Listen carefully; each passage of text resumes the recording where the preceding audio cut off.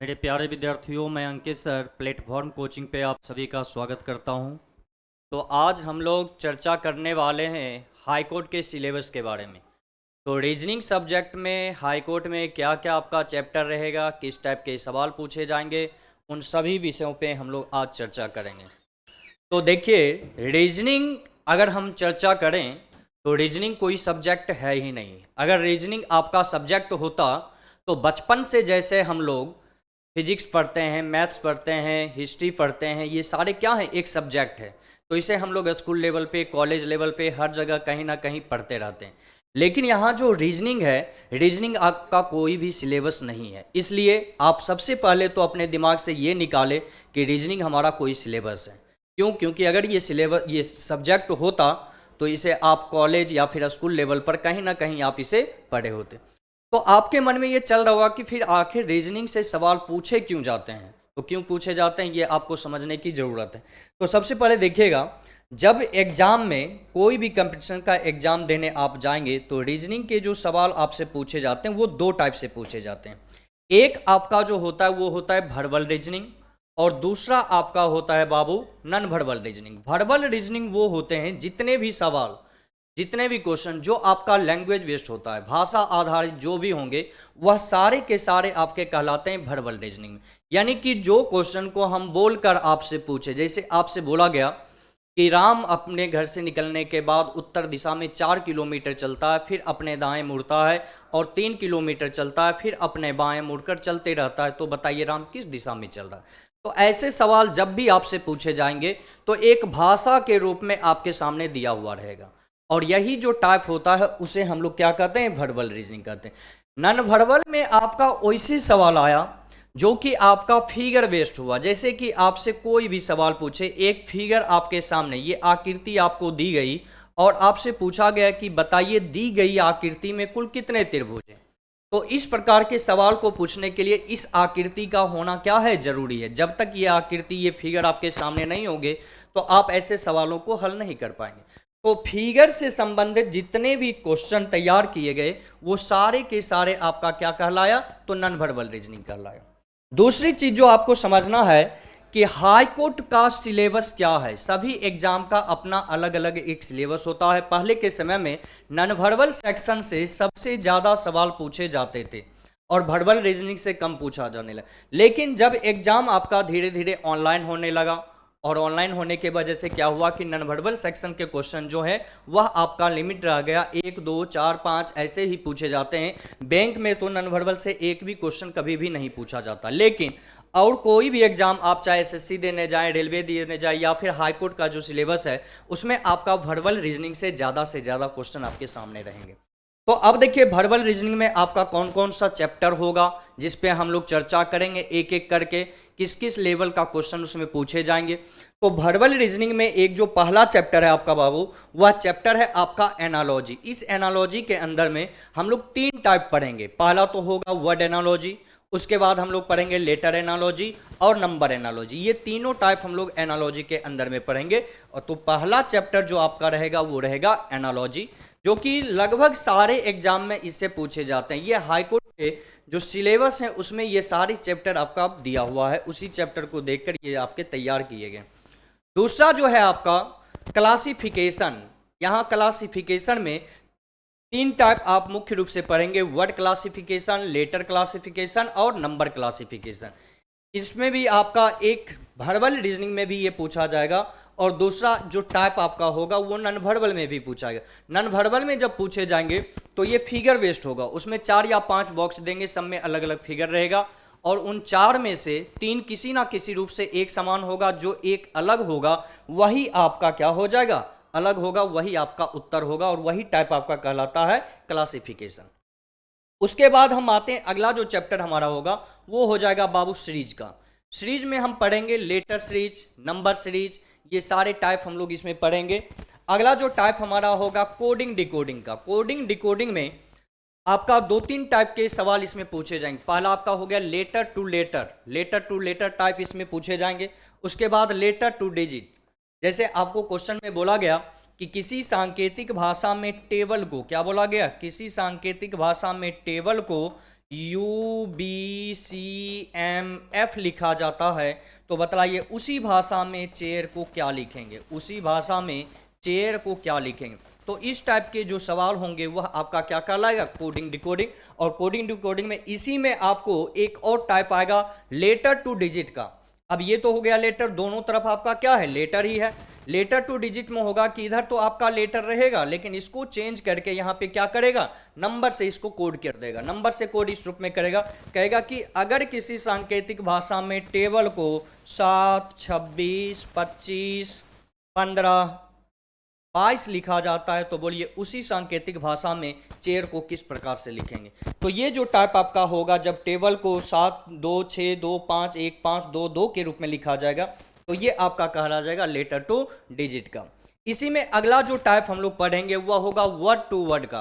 दोनों तरफ आपके क्या रहेंगे, वर्ड रहेंगे। जैसे एक सवाल आपको बोला गया कि यदि किसी सांकेतिक भाषा में लाल को हरा, हरा को काला, काला को पीला, पीला को गुलाबी, गुलाबी को सफ़ेद कहा जाए, तो बतलाइए उसी सांकेतिक भाषा में जयपुर शहर को क्या कहेंगे।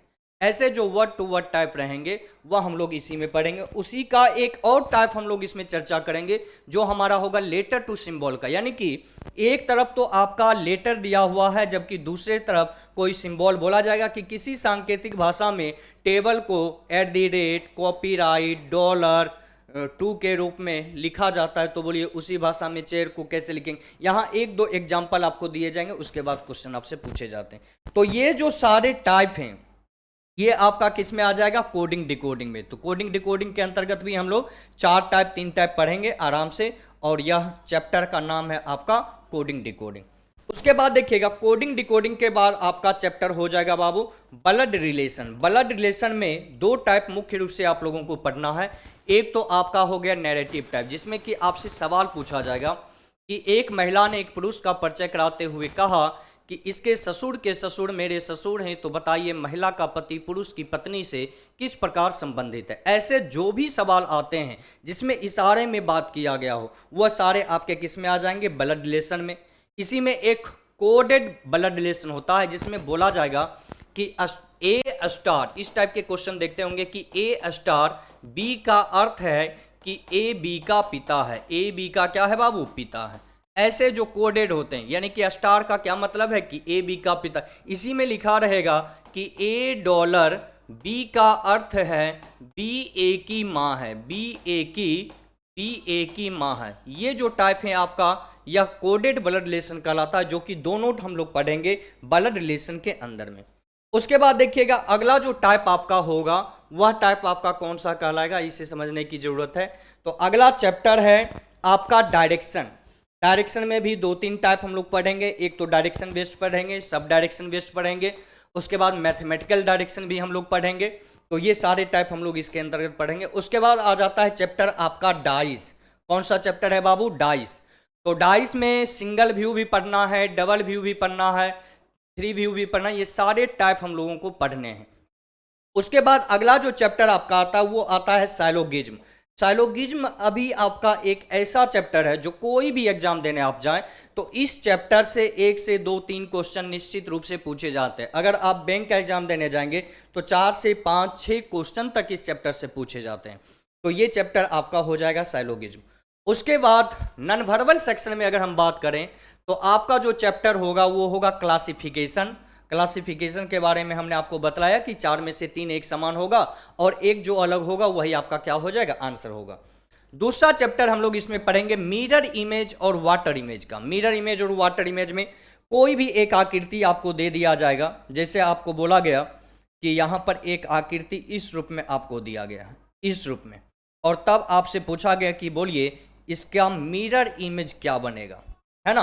तो इस आकृति का मिरर इमेज क्या बनेगा, तो इस रूप में हम लोग बनाएंगे। उस समय हम आपको बताएंगे कि किस रूप में आकृति बनाए जाते हैं, कौन सी आकृति का मिरर कैसे बनता है, वाटर कैसे बनता है, वह सारे हम लोग पढ़ेंगे किसमें, मिरर इमेज में। उसके बाद आपका जो अगला चैप्टर इसमें होगा वह हो जाएगा फिगर काउंटिंग का।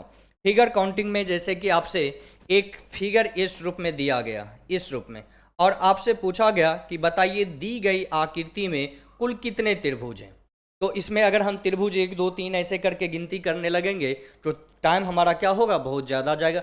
तो आसान तरीका क्या है त्रिभुज को गिनती करने के, हर टाइप के क्वेश्चन लाकर हम आपको सारे टाइप में बताएंगे। और त्रिभुज के अंदर त्रिभुज को गिनती करना, उसके बाद स्क्वायर, इस प्रकार से भी फिगर आपको दिए जाएंगे जिसमें कि आपसे पूछा जाएगा कि बतलाइए इसमें कितने वर्ग हैं, कितने आयत हैं। ये सारे जो टाइप आपके होते हैं वह किस में आ जाता है, फिगर काउंटिंग में आ जाता है। तो यही आपका जो चैप्टर है वह हाई कोर्ट का सिलेबस है। वर्बल रीजनिंग में आपका टोटल 8 चैप्टर और इधर नॉन वर्बल सेक्शन में आपका हो जाएगा 3 चैप्टर, जो कि सही समय पर, संभवतः इसका एग्जाम 23 अप्रैल से होने वाला है। एग्जाम से हम लोग पहले ही अपने सिलेबस को पूरा करेंगे और डेली चैप्टर जैसे ही समाप्त होगा तो आपको एक प्रैक्टिस सेट भी दिए जाएंगे उस चैप्टर से, उसके बाद टेस्ट भी लिए जाएंगे। ये सारी सुविधाएं आप लोगों को मिलेगी ताकि आप अपने घर पर सबसे पहले कोई भी एग्जाम निकालने के लिए 2 चीज़ों को होना सबसे ज़्यादा जरूरी है। पहला, आपके पास नॉलेज होनी चाहिए। आप ये नॉलेज कर लिए कि किसी भी चैप्टर में हम क्वेश्चन को कैसे सॉल्व करेंगे। तो जब आपके पास नॉलेज हो गया तो नॉलेज होने के बाद आपके लिए क्या जरूरी है, तो उस पर प्रैक्टिस, आपको प्रैक्टिस करना है निरंतर उस क्वेश्चन को लगातार। जब उसी टाइप के क्वेश्चन को बनाएंगे तो आपके दिमाग में सेट होगा और उसी पर आप लगातार प्रैक्टिस करते रहिए और अपने समय की बचत करते रहिए। तो पर सबसे पहले नॉलेज के बाद क्या जरूरी है हमारे लिए, प्रैक्टिस। इन 2 चीज़ों का ख्याल हमें हमेशा रखना। तो क्लास में तो चैप्टर वाइज हम आपको यहाँ पे सारी चीज़ें बताएंगे, उसके बाद प्रैक्टिस सेट देंगे, वो बनवाएंगे। उसमें जहाँ पे आपको डाउट होगा वो लाकर आप हमसे पूछेंगे, फिर उसको हम आपको क्लियर करेंगे। उसके बाद टेस्ट भी लिया जाएगा जिससे कि आपका धीरे धीरे स्पीड क्या हो, बनता रहे। तो यही आपका मुख्य रूप से सिलेबस है। इसे आप लोग एक नज़र देख लें और इसको अपने अपने कॉपी में नोट कर लेंगे वीडियो को पॉज करके। तो किसी एक चैप्टर से हम आज शुरुआत करेंगे, आपका कोई भी एक चैप्टर। और इसमें जरूरी नहीं है कि नंबर 1 पे एनालॉजी है तो हम शुरुआत एनालॉजी से ही करें, नंबर 2 में क्लासिफिकेशन है तो एनालॉजी के बाद क्लासिफिकेशन होगा, नहीं। आप रीजनिंग में, मैंने पहले क्या बोला कि रीजनिंग हमारा कोई सब्जेक्ट नहीं है। अगर ये सब्जेक्ट होता तो हम इसे स्कूल या कॉलेज लेवल पे जरूर पढ़े होते। ये क्या है, हमारा कोई सब्जेक्ट नहीं, इसलिए यहाँ जरूरी नहीं है कि पहले हम इसी को पढ़े, पहले इसी को पढ़े। यहाँ कोई भी चैप्टर एक दूसरे से जुड़ा हुआ नहीं है, सारे अपने अपने में महाराजा हैं। तो इसलिए सभी चैप्टर को जब भी जो भी मन करे आप उसको पढ़ लीजिए। मन कर रहा है एनालॉजी पढ़ लीजिए, मन कर रहा है कोडिंग डिकोडिंग तो कोडिंग डिकोडिंग पढ़ लीजिए। जो चैप्टर पढ़ने का मन करता है वो चैप्टर उठाइए और उसे पढ़ लीजिए, कोई दिक्कत नहीं है। बस ख्याल इतना रहे कि जो चैप्टर हमने पढ़ा, पढ़ते के साथ ही जैसे चैप्टर खत्म हुआ आपका वैसे ही प्रैक्टिस सेट उल्टाइए और वो सारे क्वेश्चन अब बना डालिए, हो गया चैप्टर आपका समाप्त। तो चलिए एक चैप्टर से हम आज शुरुआत करेंगे आपका, और वह चैप्टर कौन सा है तो थोड़ा सा आप लोग बोर्ड पे नज़र डालेंगे। धीरे धीरे करके हम लोग आगे बढ़ेंगे, एक एक करके सारे चैप्टर हम लोग खत्म करेंगे। और यह बैच जो है आपका स्टार्ट हो चुका, आज तो पहला डेमो क्लास है आप लोगों का। जो भी यह कोर्स खरीदना चाहते हैं तो आप किसी एक सब्जेक्ट का कोर्स लेना चाहते हैं वो भी ले सकते हैं, सारे सब्जेक्ट करना चाहते हैं वो भी कर सकते हैं, सारे उपलब्ध हैं। आप ऑनलाइन जो नंबर आप लोगों को दिया गया उस नंबर पे कांटेक्ट करके सारी जानकारी आप लोग ले सकते हैं। तो चलिए आते हैं और पहला चैप्टर एनालॉजी से हम लोग शुरुआत करते हैं। तो देखिएगा पहला चैप्टर हमारा कौन सा है।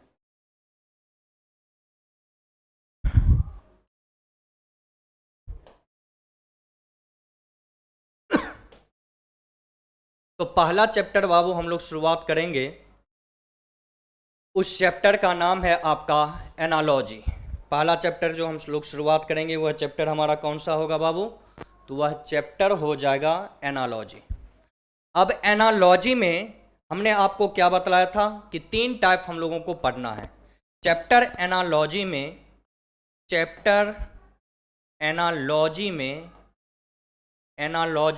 3 टाइप हमें पढ़ना है, जिसमें पहला जो टाइप होगा वह हमारा होगा वर्ड एनालॉजी। पहला टाइप कौन सा होगा बाबू, तो पहला टाइप होगा वर्ड एनालॉजी। पहला टाइप हमारा होगा वर्ड एनालॉजी। दूसरा टाइप हम लोग इसी में पढ़ेंगे जो हमारा होगा लेटर एनालॉजी।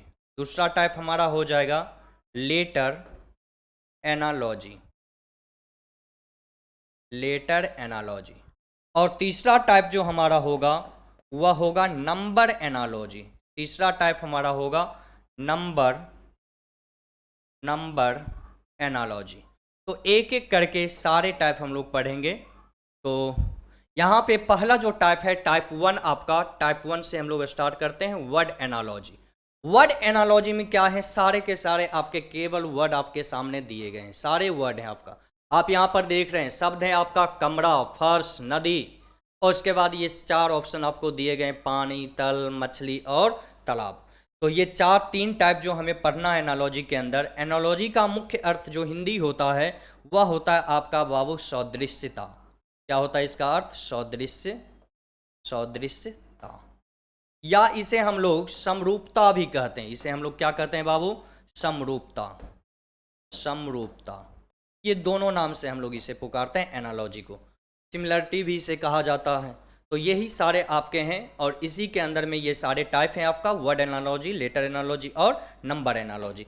तो आइए एक एक क्वेश्चन टाइप बाय टाइप, किस टाइप के क्वेश्चन पूछे जाएंगे, आपको इसमें किन किन चीज़ों की जानकारी होनी चाहिए, आपको किस तरीके से सोचना है, उन सभी चीज़ों को मैं आप लोगों को बताता हूँ। फिर धीरे धीरे हम लोग क्या करेंगे, आगे बढ़ेंगे। तो सबसे पहला जो क्वेश्चन है यहाँ पे, वह क्वेश्चन है आपका कमरा, फर्श, नदी। यहाँ पर एक चीज़ें हमेशा ध्यान देना है कि 4 भाग आपके बने हुए, 4 भाग है यहाँ। तो देखिए पहला भाग है आपका बाबू कमरा, पहला भाग क्या है यहाँ पे, कमरा। दूसरा भाग में है आपका फर्श, और तीसरा भाग में है आपका नदी, और चौथे भाग में यहाँ पे आपका दिया हुआ है क्वेश्चन मार्क। चौथे भाग में क्या है, क्वेश्चन मार्क। आपको ध्यान हमेशा ये रखना है कि पहले का दूसरे से जो रिलेशन होगा, पहले का दूसरे से जो रिलेशन होगा वही तीसरे का चौथे से होना चाहिए, वही तीसरे का क्या होना चाहिए, चौथे से। अब जैसे यहाँ पे पहले में शब्द दिया गया कमरा, फर्श, तो आपको ये देखना है कि कमरा और फर्श के बीच में क्या रिलेशन है। अब जो रिलेशन कमरा और फर्श के बीच में होगा वही रिलेशन हम नदी का किसी और से निकालेंगे, इन चारों में किसी से। तो सबसे पहले देखिए कमरा और फर्श में क्या रिलेशन है। तो आप देखेंगे कमरा जो होता है उसका सबसे नीचे का हिस्सा, उसको हम लोग क्या कहते हैं, फर्श कहते हैं। कमरा की सबसे नीचे वाले हिस्से को क्या कहते हैं, फर्श कहते हैं। तब यही रिश्ता इन दोनों के बीच निकलता है। तो नदी के सबसे नीचे वाले हिस्से को क्या कहते हैं, तो नदी का जो सबसे नीचे का हिस्सा होगा उसे हम लोग क्या कहेंगे बाबू, तो तल कहेंगे। तो यहाँ पे आंसर हम लोग देंगे तल, यानी कि कमरा और फर्श में वही रिश्ता है जो नदी और किसमें है, तल में है। यानी कि कमरा का नीचे के हिस्से को हम लोग फर्श कहते हैं और नदी के नीचे वाले हिस्से को हम लोग क्या कहते हैं, तो तल कहते हैं। तो इसलिए यहाँ पे आंसर क्या हो जाएगा, तल हो जाएगा। तो क्वेश्चन आप लोग लिखते रहेंगे। चलिए नेक्स्ट क्वेश्चन पे चलते हैं और देखेंगे किस टाइप का क्वेश्चन है हमारा। तो ध्यान दीजिएगा बोर्ड पे। अगला क्वेश्चन है जिसमें आपको 2 शब्द दिए गए और 2 आपसे पूछा गया। तो 2 भी जब दिया गया बाबू तो आपको आराम से यहां पर देखना है कि इन दोनों का आपसी रिलेशन क्या है, इन दोनों का आपसी रिलेशन क्या है, ये आपको ढूंढना है। आपको बस ये ढूंढना है कि इन दोनों का आपसी रिलेशन क्या है। वैसे ही 2 जोड़े शब्द को जो देखना है जिसमें कि वही रिलेशन होना चाहिए। चारा, मवेशी, क्या है, चारा और मवेशी। तो ये चारा क्या है, मवेशी का भोजन है ना, मवेशी का भोजन, यहां भोजन से संबंधित है। तो आपको वही रिश्ते ढूंढने हैं। तो अब यहां पर देखेंगे ऑप्शन नंबर डी में क्या लिखा हुआ है, घास, घोड़ा। घास क्या है, घोड़े का भोजन है। तो यही दोनों रिश्ता इन दोनों के बीच भी निकलता है। तो आंसर यहां पर क्या देंगे हम लोग, ऑप्शन नंबर डी को देंगे। किसको देंगे, ऑप्शन नंबर डी को। बस ऐसे ही आपको करने हैं और इसमें विशेष कुछ करने की जरूरत आपको नहीं है। आइए नेक्स्ट क्वेश्चन पे चलते हैं, देखते हैं। अब देखो बाबू यहां पर है पटना, बिहार। तीसरे में यहां पे क्वेश्चन मार्क दिया है। तो अब ध्यान यही रखना है कि पहले का दूसरे से जो संबंध या दूसरे का पहले से जो संबंध वही होगा तीसरे का चौथे से या चौथे का तीसरे से। बस यही चीज तो ध्यान रखना। अब देखिए यहां पटना बिहार में क्या संबंध है, पटना बिहार में क्या संबंध है, ये ढूंढना है आपको और आंसर कर देना। तो यहां पटना जो है बाबू वह बिहार की क्या है, राजधानी। पटना जो है वह बिहार की राजधानी है। तो बतलाइए मध्य प्रदेश की राजधानी क्या होगी, तो मध्य प्रदेश की राजधानी हो जाएगा भोपाल। तो आंसर हम लोग क्या देंगे, भोपाल। तो यहाँ पर एक चीज समझिएगा, तो आपके लिए जरूरी है, जितने भी राज्य हैं आपका, जितने भी, उन सभी की राजधानी आपको हमेशा याद करके रखना होगा। और इसे करेंट के रूप में भी पूछ लिया जाता है कभी कभी। आप समझ लो कि किसी स्टेट के राज्यपाल का नाम आपको दे दिया गया और दूसरे स्टेट का नाम दिया और एक जगह पे क्वेश्चन मार्क दे दिया। तो आप इन चीज़ों को हमेशा ध्यान रखें, दो तीन चीज़ें, राज्य, राजधानी, वहाँ के मुख्यमंत्री, वहाँ के राज्यपाल, इन सभी चीज़ों को हमेशा याद करके रखें। देश में कौन कौन प्रधानमंत्री है, कौन राष्ट्रपति है, किसके पास कौन सा मंत्रालय है, कौन से पुरस्कार किसको दिया गया, इस टाइप के इस चैप्टर में करंट से भी क्वेश्चन आ जाते हैं डायरेक्ट। तो इसलिए इन चीज़ों का ध्यान रखिएगा। अब तो ये तो आपको जानकारी, आप पटना बिहार में रहते हैं, नॉर्मल सा क्वेश्चन है कि बिहार पटना में भाई क्या संबंध है, तो आप आराम से बोल दिए कि बिहार की राजधानी पटना। तो भाई यहाँ मध्य प्रदेश की राजधानी कौन सी होगा, तो मध्य प्रदेश की राजधानी भोपाल हो जाएगा, आंसर दे दिए भोपाल। लेकिन और भी तो स्टेट हैं हमारे देश में, तो इसके अनुसार आपको सोचना है कि वहाँ पे कैसे हम लोग आंसर करेंगे। और ये चैप्टर, ये टाइप वर्ड एनालॉजी पूर्णतः आपके नॉलेज पे ही डिपेंड करता है। पूर्णतः आप कितना जानते हैं, बस आपके पास हर फील्ड का नॉलेज होना चाहिए, तब रीजनिंग के सवालों को आप हल कर पाएंगे। ऐसा नहीं है सिर्फ पटना बिहार और मध्य प्रदेश भोपाल से आप रीजनिंग बना लें, नहीं, ये तो आसान क्वेश्चन है ना। ये तो एक टाइप है जो कि मैं आपको बता रहा हूँ, फिर प्रैक्टिस में दूंगा। तो ये सारी चीज़ें आपको हमेशा ध्यान रखना है, राज्य, राजधानी, वहाँ के मुख्यमंत्री, वहाँ के राज्यपाल, इन सभी चीज़ों को हमेशा ध्यान में रखना है। मुख्य मुख्य जितने भी देश हैं, उस देश की राजधानी कहाँ है, वहाँ की करेंसी क्या है, इन सभी चीज़ों की जानकारी आपको रखना होगा। उसके बाद भौगोलिक दृष्टिकोण से भी आपको ध्यान में रखना होगा कि भारत के पूरब में कौन से राज्य आते हैं, पश्चिम में कौन से आते हैं, उत्तर में कौन से आते हैं और दक्षिण में कौन से आते हैं। उसको उस ढंग में भी आपको समझना होगा, जब क्लासिफिकेशन हम लोग पढ़ेंगे उसमें। तो इन सभी चीज़ों का ध्यान रखना है। तो यहाँ पे क्वेश्चन नंबर 3 का आंसर आपका क्या हो जाएगा, भोपाल हो जाएगा। आइए नेक्स्ट क्वेश्चन पे चलते हैं और देखते हैं अगला क्वेश्चन क्या है। तो अगला है बाबू बांग्लादेश, टका, अब उसके बाद क्या है, इराक। अब देखिए यहाँ बांग्लादेश और टका क्या है, तो बांग्लादेश की करेंसी है टका। बांग्लादेश की करेंसी क्या है, टका, करेंसी यानी कि मुद्रा। बांग्लादेश की जो मुद्रा है उसे हम लोग कहते हैं टका। जैसे भारत की मुद्रा को क्या कहते हैं, रुपया कहते हैं, है ना। तो उसी प्रकार बांग्लादेश का जो मुद्रा होते हैं उसे हम लोग क्या कहते हैं, टका कहते हैं। तब आपसे पूछा गया कि बोलिए इराक का क्या होगा, पहला का दूसरे से जो संबंध वही तीसरे का चौथे से, बस यही तो ध्यान रखना। तो टका क्या है, बांग्लादेश की करेंसी। अब बोलिए इराक की करेंसी क्या होगी, तो आपको अभी अभी मैंने बतलाया कि हर देश की करेंसी आपको हमेशा याद होनी चाहिए, तभी आप ऐसे सवालों को हल कर पाएंगे। तो अब यहाँ पर देखिए 4 ऑप्शन है आपका, है ना। युआन, युआन जो है ये कहाँ की करेंसी है, युआन जो है ये बाबू चीन की करेंसी है। कहाँ की है, चीन की। उसके बाद है आपका येन, ये येन जो है ये आपका जापान की करेंसी है, जापान की। उसके बाद देख रहे हैं रूबल, रूबल जो है आपका रूस की करेंसी है, रूस। और यहां जो आप देख रहे हैं दिनार, ये दिनार जो है आपका ये इराक की करेंसी है। ये कहाँ की करेंसी है, इराक की।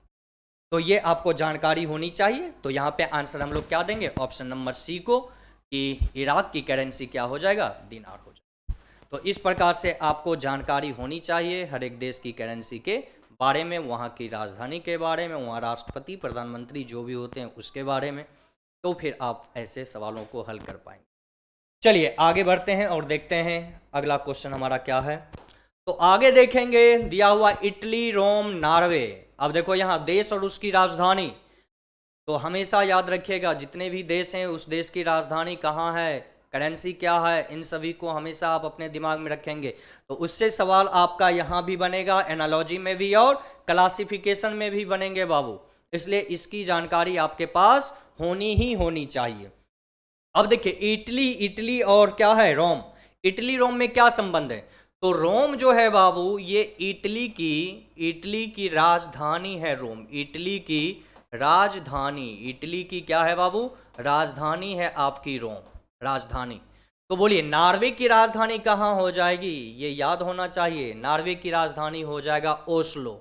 ये ओस्लो जो है वह कहाँ की राजधानी है, नॉर्वे की।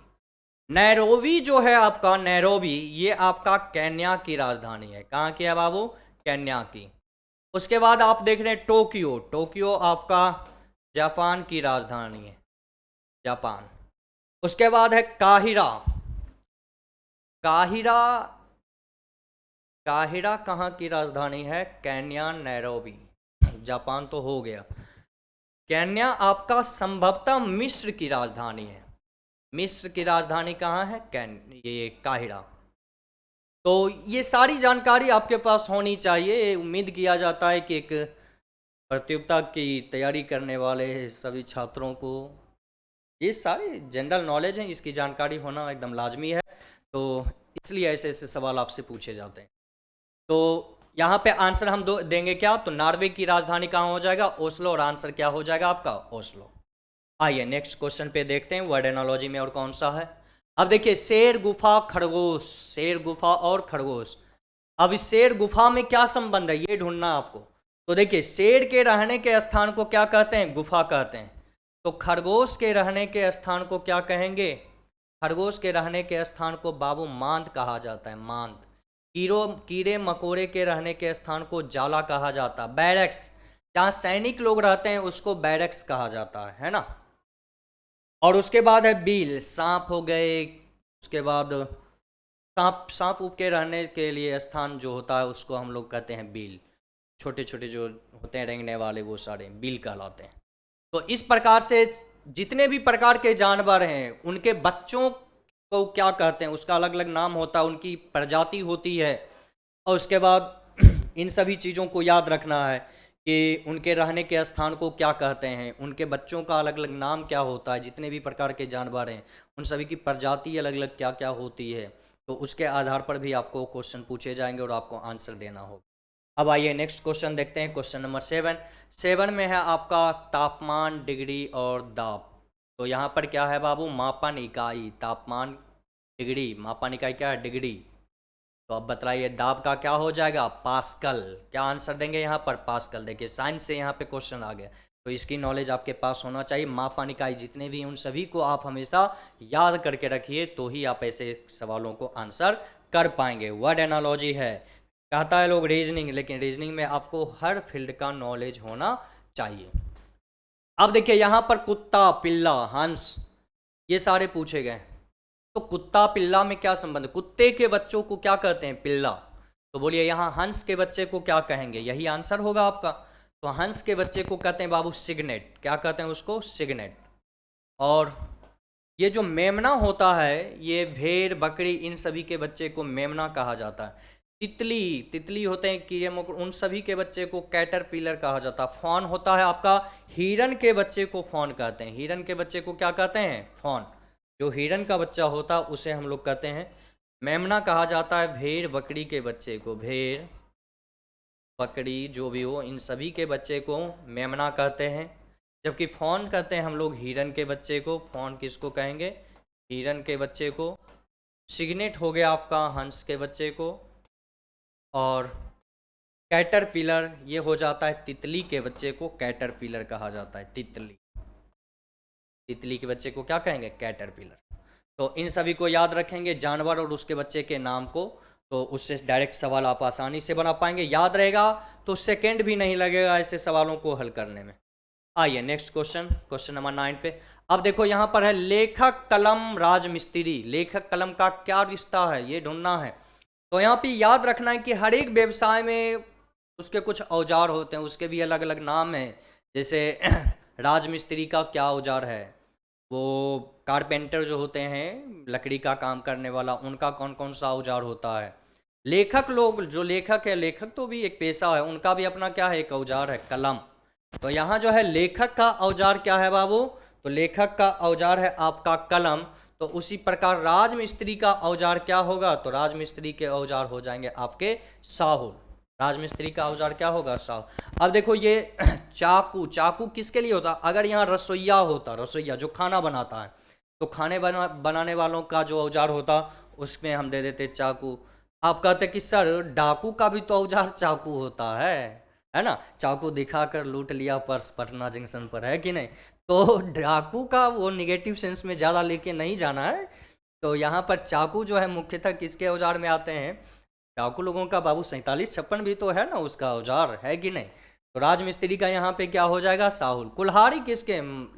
जो लकड़ी काटने का काम करता है उसके लिए ये कुल्हाड़ी, यानी कि मजदूर का हम कह सकते हैं कि कुल्हाड़ी वगैरह उनके औजार होते हैं। उसके बाद देखिएगा एक है छेनी, तो छेनी भी मजदूर लोगों के लिए ही होगा। लकड़हारा हो गया, छेनी हो गया, चाकू रसोइयों का हो गया। लेकिन यहाँ राजमिस्त्री का जो औजार है वह आपका क्या है? साहुल है। अब आइए नेक्स्ट क्वेश्चन पे देखते हैं कौन सा क्वेश्चन है हमारा। तो अगला क्वेश्चन है आपका औषधि विक्रेता औषधालय। औषधि औषधालय, औषधि विक्रेता औषधालय। तो रसोइया भोजनालय। औषधालय में जहाँ दवाई बिकता है उसको औषधालय कहते हैं। औषधालय, औषधि मतलब होता है दवा, तो जहाँ दवा होते हैं उसको औषधालय कहते हैं। और औषधि विक्रेता वहाँ पर बेचने वाले हैं। इन दोनों में यही संबंध है।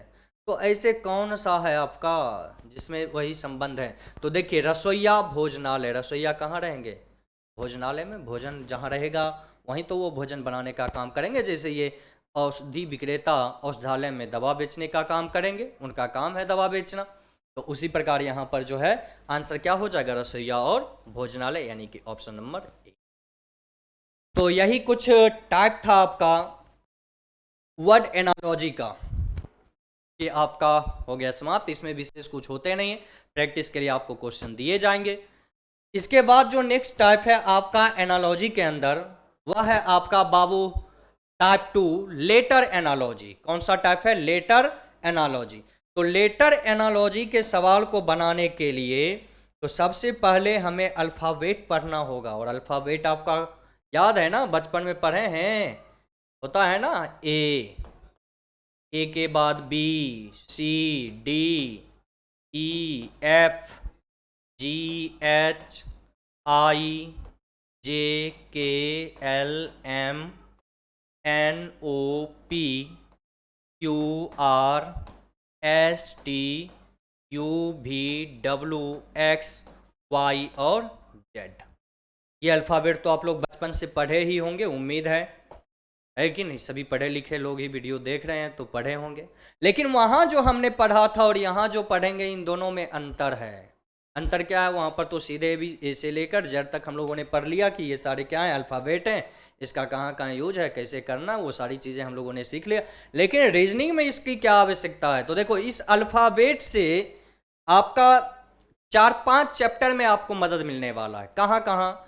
तो एक तो आपका एनालॉजी, लेटर एनालॉजी में, दूसरा लेटर क्लासिफिकेशन, और तीसरा लेटर सीरीज, और उसके बाद कोडिंग डिकोडिंग में। कोडिंग डिकोडिंग जब हम लोग लेटर टू लेटर और लेटर टू डिजिट पढ़ेंगे तो उसमें भी आपको इस अल्फ़ाबेट का ज़रूरत पड़ेगा। अल्फ़ाबेटिकल टेस्ट, वहाँ पर भी इसकी ज़रूरत है। तो हम ये लिखे क्यों हैं यहाँ पे, हम आपको समझाना क्या चाहते हैं ये समझने की ज़रूरत है। और उसी को अनुसार हम ये सारे क्वेश्चन को सॉल्व करेंगे। अब देखिए इसमें क्या समझाना चाह रहे हैं। तो ये जो अल्फ़ाबेट हमने बाबू ए से लेकर जेड तक लिखा, इन सभी लेटर का अपना एक पोजीशन नंबर है सभी का। जैसे अगर हम लेफ्ट छोर से चलें, लेफ्ट से, तो ए का पोजीशन 1 है, बी का पोजीशन 2, सी का 3, डी का 4, ई का 5, एफ का 6, जी का 7, एच का 8, आई का 9, जे का 10, के का 11, एल का 12, एम का 13, एन का 14, ओ का 15, पी का 16, क्यू का 17, आर का 18, एस का 19, टी का 20, यू का 21, भी का 22, डब्ल्यू का 23, एक्स का 24, वाई का 25 और जेड का 26। जेड का क्या हो जाएगा? 26। चलिए ध्यान दीजिएगा, जेड का पोजीशन हो गया आपका 26। लेकिन जब ये तो हम लेफ्ट से जब राइट की ओर चले, लेफ्ट छोर से जब हमने बाएं छोर से जब इसे हमने गिनती किया, तब इन सभी का पोजीशन इस रूप में आया। बाएं छोर से, लेफ्ट हैंड से बाएं, बाएं छोर से। लेकिन हम जब दाएं छोर से चलेंगे तो ऐसे गिनती थोड़ी होगा। अब दाएं से जब चलेंगे तो हम जेड के तरफ से चलेंगे, है ना, जेड के तरफ से। अब जेड के तरफ से जब हम चलेंगे बाबू इस रूप में, तो देखिए ये आपका कहला जाएगा राइट छोर। राइट एंड, ये कहलाएगा आपका दाएं छोर। और दाएं छोर से जब हम चलेंगे तो z का जो पोजीशन नंबर होगा वह आपका क्या हो जाएगा 1 1, y का होगा 2, x का 3, w का 4, v का 5, q का 6, t का हो जाएगा 7, s का 8, r का 9, q का 10, p का 11, o का 12, n का 13, m का 14, l का 15, k का 16, उसके बाद j का होगा 17, I का 18, H का 19, G का 20, F का 21, E का 22, D का 23, C का 24, B का 25 और A का 26। ये सारे क्या हैं, लेटर का पोजीशन लिखा हुआ। A से Z तक जब हम लेटर को लिखते हैं, जब लेटर को हम A से लेकर Z तक इस रूप में लिखते हैं, A B C D E F G H ऐसे करके Z तक लिखते हैं, तो ये हमारा कहलाता है सही क्रम। लेटर लिखने का, अल्फ़ाबेट लिखने का ये क्या है आपका सही क्रम है। लेकिन वहीं जब लेटर को हम Z से लेकर A तक लिखते हैं, Z से लेकर A तक, तो ये हमारा कहलाता है विपरीत क्रम। ये क्या हो जाता है बाबू, तब ये हो जाता है आपका विपरीत क्रम। विपरीत क्रम, क्लियर, विपरीत क्रम। तो क्रम पे हमेशा ध्यान रखना, क्रम जैसे, लेकिन लेफ्ट और राइट में कभी भी परिवर्तन नहीं। लेफ्ट छोर हमेशा यही रहेगा और राइट छोर हमेशा आपका वही रहेगा, उसमें कभी कोई दिक्कत नहीं होने वाला, कोई परेशानी है ही नहीं। अब देखिए यहां पर A से Z हो गया सही और Z से A हो गया आपका विपरीत क्रम, और ये सारे हो गए आपके पोजीशन। अब दिमाग में चल रहा होगा कि सर जी लिखना तो आपके लिए बड़ी आसान है, आए और यहां से यहां तक लिख दिए, अब झमेला है माथा में याद कैसे रही। याद करना और भी आसान है। देखिए कैसे, शुरुआत के 4-5 लेटर तो आपको वैसे ही याद होंगे, ए का 1, बी का 2, सी का 3, डी का 4, ई का 5, यहां तक तो कोई दिक्कत है नहीं। बस ये सारे लेटर का पोजीशन अगर आप याद करने बैठेंगे, रट्टा मारेंगे, तो 2 दिन 4 दिन 10 दिन के बाद आपको भूल जाना है।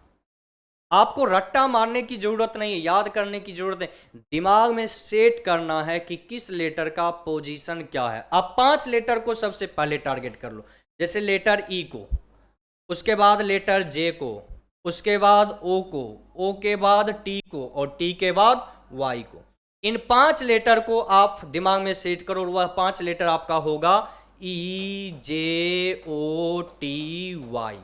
अब इसमें ई का पोजीशन 5, जे का 10, ओ का 15, टी का 20 और वाई का 25। 5-5 के अंतर है सभी में, ई जे ओ टी वाई। अब यहां अगर ई से पहले 4 लेटर हमें याद है, ए बी सी डी, ए का पोजीशन 1, बी का 2, सी का 3, डी का 4, लास्ट से भी हमें 1 2 3 लेटर का याद है कि जेड का 26 होता है, उससे एक पहले वाई का 25, एक्स का उससे पहले 24, डब्ल्यू का उससे पहले 23। तो फिर इन सभी को अगर हम याद कर लेते हैं तो इसके पास पास के लेटर को तो दिमाग में सेट कर ही सकते हैं कि उसका पोजीशन नंबर क्या होगा।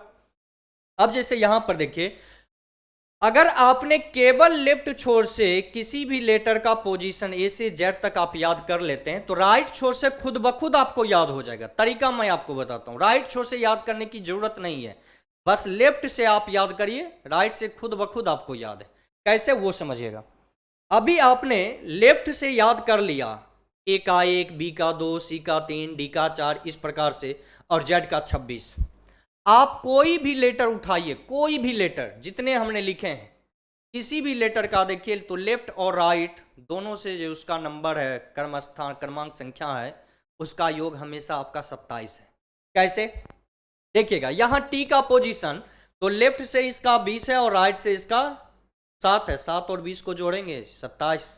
वाई का देखिए तो लेफ्ट से 25 और राइट से 2, 2 और 25 27। यहां देखिए लेफ्ट से ओ का पोजीशन 15 और राइट से ओ का पोजीशन 12, दोनों का 15 और 12 जोड़ेंगे 27। यहां जे का देखिएगा तो लेफ्ट से 10, राइट से 17, 17 और 10 27। उसके बाद लेटर ई को देखिए तो लेफ्ट से 5, राइट से 22, 22 और 5 27। उसी प्रकार लेटर ए का लेफ्ट से 1, राइट से 26, 26 और 1 27। कोई भी लेटर, इसके अलावा जो भी लेटर को आपको देखना है, सभी पोजीशन लिखे हुए आप उसको देख लीजिए, लेफ्ट और राइट दोनों से योग जो उसका होगा वह हमेशा ही आपका 27 होगा, उसमें कोई बदलाव नहीं, हमेशा 27।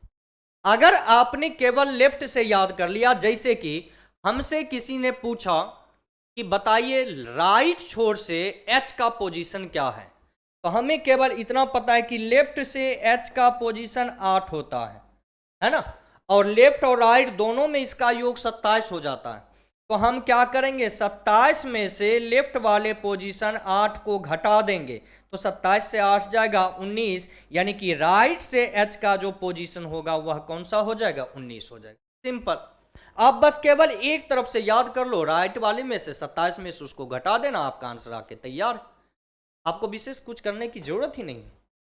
हमसे किसी ने पूछा कि बोलिए लेटर आर का राइट से पोजीशन, हमें राइट से नहीं याद है, राइट से पूछा गया, हम क्या करें, जानते हैं लेफ्ट से आर का पोजीशन होता है 18, तो इसको क्या करेंगे, 27 में से लेफ्ट वाले पोजीशन 18 को हम माइनस कर देंगे, आंसर यहां पर हो गया 9, यानी कि राइट से आर का पोजीशन कितने, 9।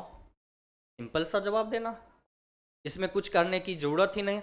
इसको दिमाग में याद नहीं करिए कि ए से जेड तक हम सारे पोजीशन याद करेंगे, तो आज याद करेंगे तो 4-5-10 दिन महीने दिन के बाद भूलना है, क्योंकि इस दिमाग में जितनी याद करने की क्षमता उससे कई गुना ज्यादा भूलने की क्षमता है, और जो चीज हम भूलना नहीं चाहेंगे वो और जल्दी भूल जाते हैं। इसलिए इसको दिमाग में सेट करना है। इसको आप क्या करें कि घर पर आप एक दिन में कम से कम 4 बार और लगातार 5 बार तक, 5 दिन तक आप क्या करें कि इसको देखें, कॉपी में लिख लीजिए और इसको देखिए किस लेटर का क्या पोजीशन है, कौन सा लेटर ई के आसपास लेफ्ट राइट में है, कौन सा लेटर जे के लेफ्ट राइट में है, कौन सा लेटर ओ के लेफ्ट राइट में है, कौन सा लेटर टी के लेफ्ट राइट है, कौन सा वाई के लेफ्ट राइट है, कितना लेफ्ट कितना राइट है। पड़ोसी को ऐसा हूं निहारते हैं ना आप लोग, बस यहां पर भी पड़ोसी एक निहारना है और कुछ करने की जरूरत ही नहीं है आपको, बस पड़ोसी को एकदम एक नज़र से ऐसे टुकुर टुकुर देखिएगा, सब याद हो जाएगा, बाकी कुछ करना पड़ेगा कभी नहीं। तो इसलिए सबसे पहला काम टाइप 2 जो हम स्टार्ट करेंगे लेटर एनालॉजी, उससे पहले आपके लिए जरूरी है इस लेटर के पोजीशन को अपने दिमाग में सेट करना। अगर ये पोजीशन आपको याद नहीं रहेगा, अगर आप इसे सही ढंग से याद नहीं कर पाए, तो फिर आप इस टाइप को नहीं समझ पाएंगे, और इसी टाइप को नहीं ना तो आप फिर क्लासिफिकेशन, लेटर क्लासिफिकेशन भी नहीं समझेंगे, ना आप लेटर सीरीज समझ पाएंगे, और ना ही आप कोडिंग डिकोडिंग समझ पाएंगे, अल्फाबेटिकल टेस्ट भी आप नहीं समझ। तो इन सभी चैप्टर में इसकी जरूरत है आपको। आप अगर सोचेंगे ना, फटाफट आंसर होना चाहिए, जैसे एच का 8, एच का 19, यू का 21, डब्ल्यू का 23, जे का 10, क्यू का 17, ऐसे फटाफट एकदम लेटर आए दिमाग में उसका पोजीशन हो तुरंत, तब आप जो है कम से कम समय में बनाएंगे। ऐसे क्वेश्चन आपके सामने में आ जाए तो आप तो बना ही देंगे सवालों को, लेकिन रीजनिंग का क्वेश्चन बनाना बहादुरी कभी नहीं है। रीजनिंग का क्वेश्चन सही समय पे कम से कम समय में बनाना बहादुरी है।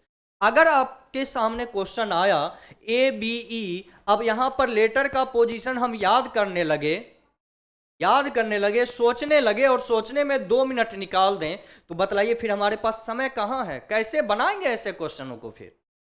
तो आपको दिमाग में अपने सेट करना होगा, है कि नहीं, एकदम सोचिए कि कौन सा लेटर कहाँ पर है, किसके आसपास का है, और फिर उसी के अनुसार आप आंसर कर दीजिए, हो गया।